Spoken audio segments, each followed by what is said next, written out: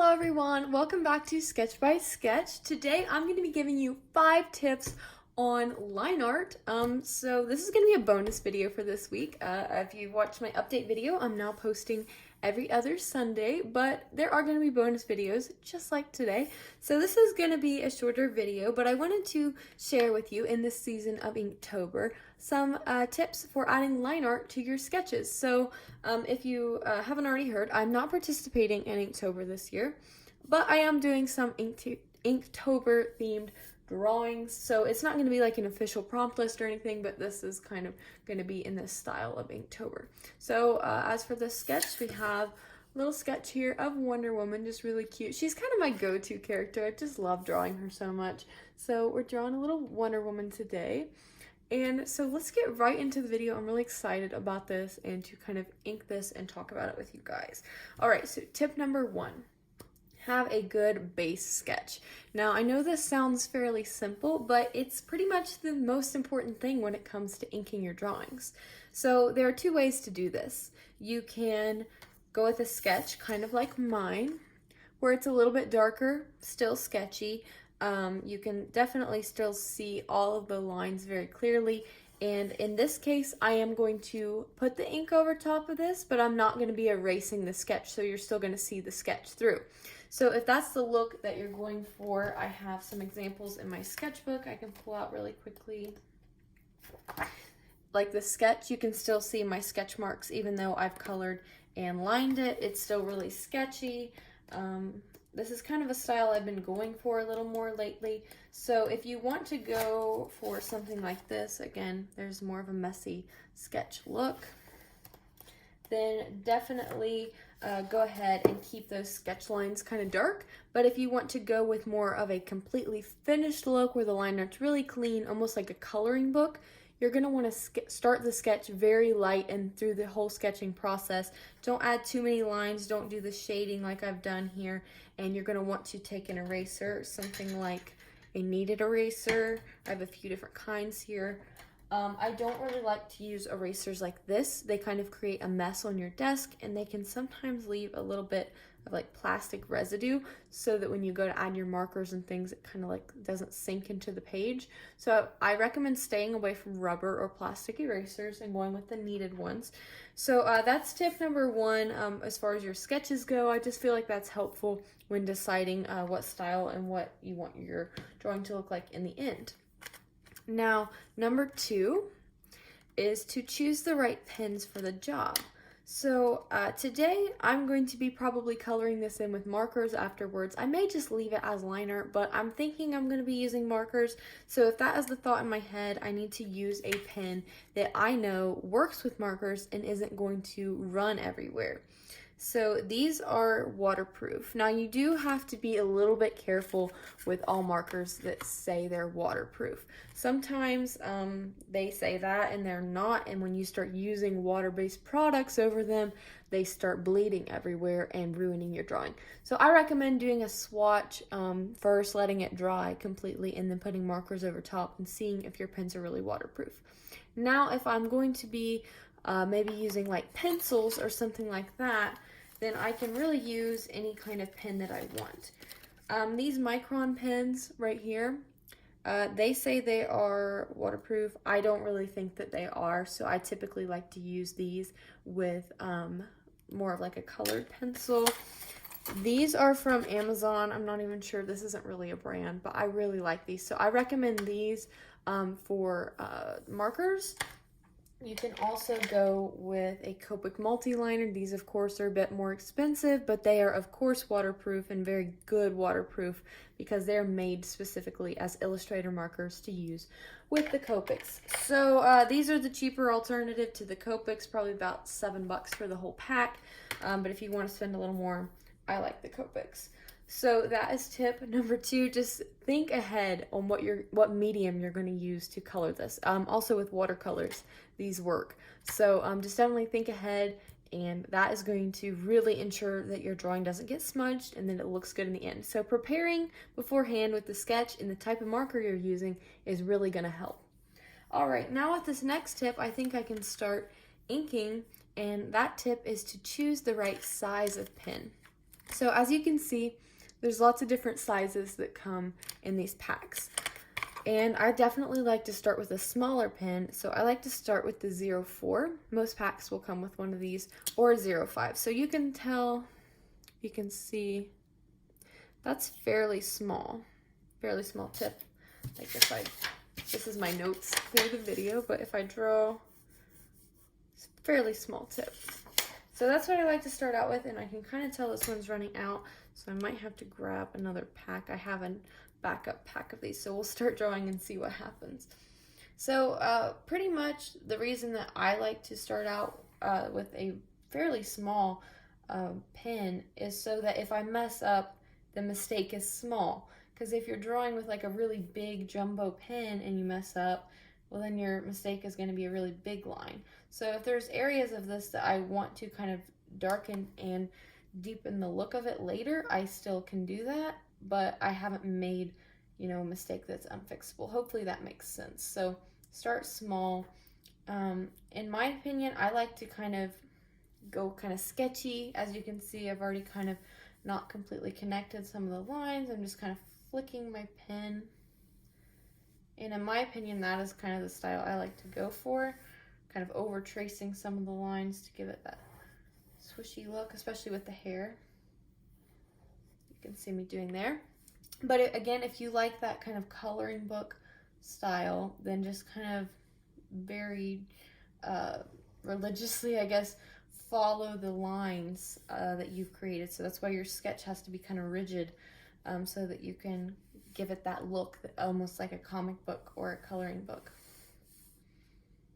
So I'm just kind of going along here, and this pen is definitely running out, but I'm going to try to use it. Just going along and filling in all these lines, paying attention to what I'm doing. I mean, that's something that some people just kind of, they don't pay too much attention to the line art because they just want to color, and I understand for sure because coloring is my favorite step and line art is kind of boring. I usually even skip it in my videos because I think it's boring to watch even. But it's very important to the coloring, so just make sure you're being careful.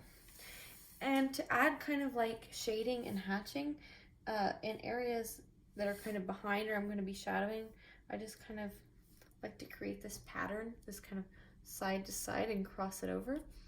I think that looks really nice.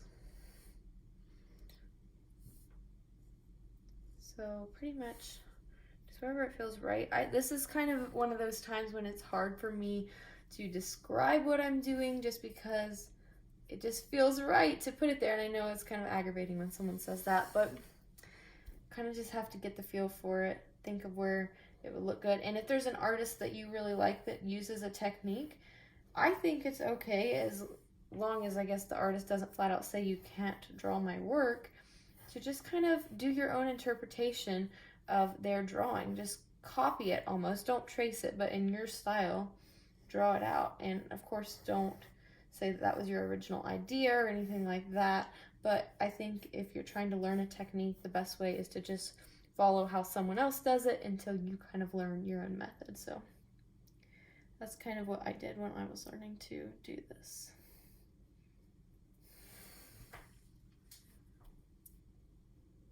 And again, I'm just being really wispy with these lines.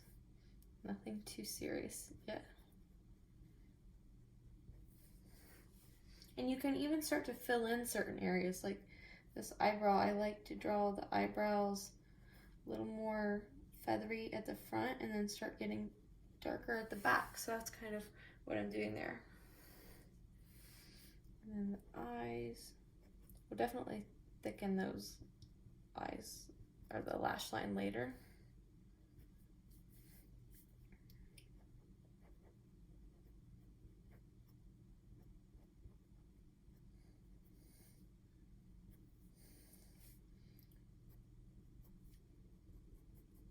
Always a good place to add that shading is on the bridge of the nose.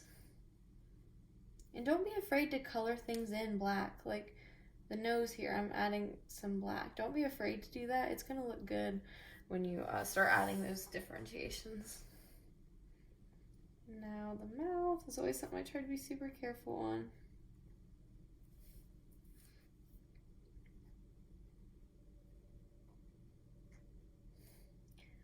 And I never really draw an open smiling mouth, so this is definitely a little new for me.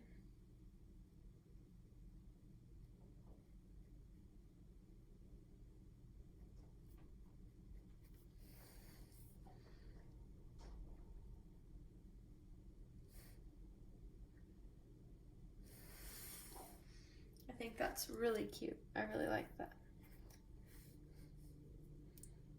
And something that I like to do is draw in the highlights and actually, like, you know, add them in just like I drew on the cheeks. Those kind of circles, that's the highlights, and I sometimes just like to actually draw those instead of just leaving them with the color. I think it's just kind of cute. It adds a little bit of a stylized element, and just something I kind of implement into my drawings. Again, it's all personal preference of where you like to add things, but just a tip, if you like that, then it's a good place to add it.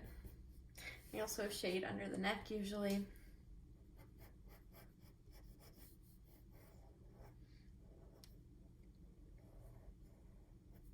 And I recommend making longer strokes with your pen, not doing so much of like a back and forth, just like longer strokes are going to make it look more natural. And if you want to go back over it, like do the double line thing, make the long stroke and then backtrack.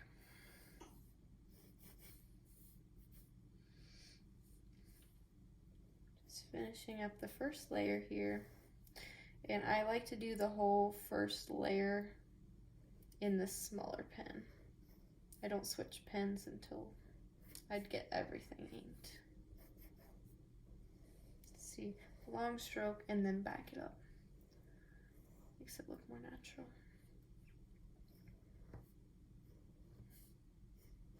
Let me know down below if you guys have that character that you just seem to always draw. Like anytime you just want to draw something, you go to that character. Let me know what that character is. I think that's kind of fun to talk about.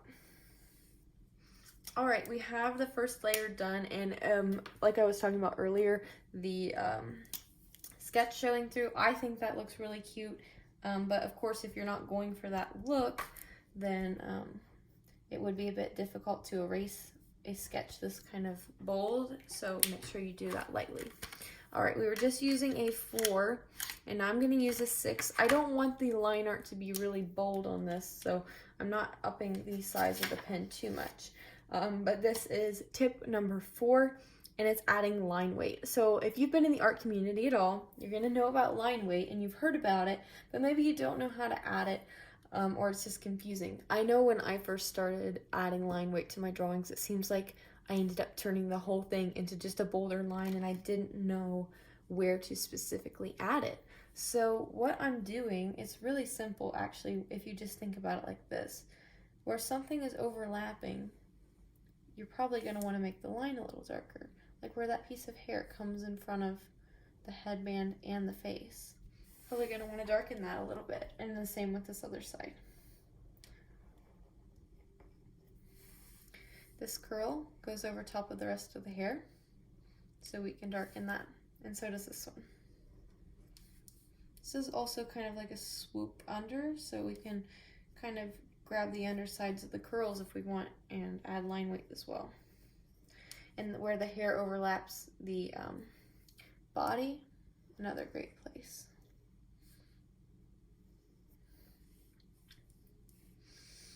The main place that I would say to add line weight is under the chin. This is probably the boldest line I'm going to add today.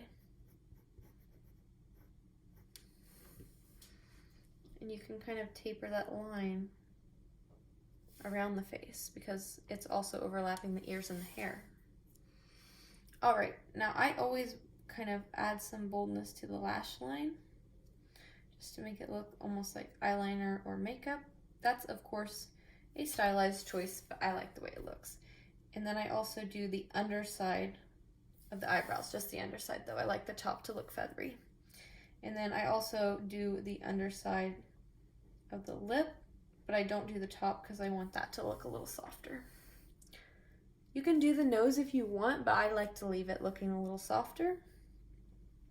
And then I'm going to do the underside of this headband.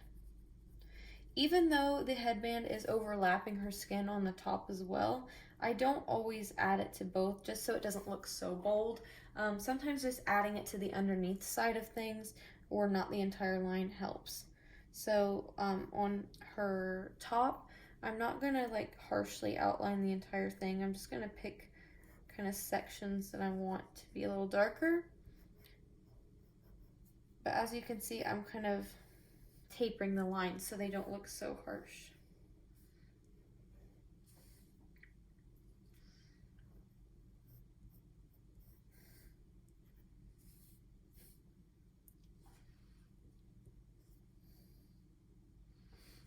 And then this shoulder is going over that hair in the back. So is the neck, so darken that up a bit. All right, I think that looks really cute. Now you can continue to add marker as much as you want here, or I mean pen. So if you want your lines to look a little darker than that, then I would recommend going in with probably either a size 8 or a size 10. And then if you really want that look, then you can get something like this, the brush liner, where that's gonna add like really dark lines, which I usually don't do that, but it's all about your style. You can do it however you like. All right, this moves us to the last tip, and that's going to be do not use markers right away. And I know that that kind of sounds just like, oh, I know that you can't put markers directly on wet pens, but I think it's something that a lot of people just get excited about the coloring process and they just want to throw markers right on top of that. And I will show you really quickly just because these are even waterproof, and I'll show you that it doesn't matter. So if you take that and then you take your marker and you're like, oh, I'm gonna color. Look how muddy that just turned that. It didn't exactly smudge the pen because it is waterproof, but look how muddy that color got. It looks really gray and desaturated, and that's really not a look you want to go for, and you're also going to ruin your marker tips because you're going to get that pen ink all over them and it won't come out, and you could ruin possibly an expensive marker. So even just for the sake of if it doesn't smudge, just you don't want that look of it kind of bleeding over like that. So that is the last tip for today. I don't think today I'm going to color this actually. I think she looks really cute just like that. If I do end up coloring this later, sometimes I change my mind and want to do that, then I will upload a short or a community post so that you can see that. But thanks so much guys for tuning in today. Hope this was kind of an informative video. You learned something, and hopefully it helps you with Inktober this year if you are participating or just inking in general. So that was my 5 tips for inking, the things I've learned over the past few years. So I hope you guys enjoyed, hope you liked the drawing, and thank you guys so much for watching. I'll see you guys in the next video. Bye.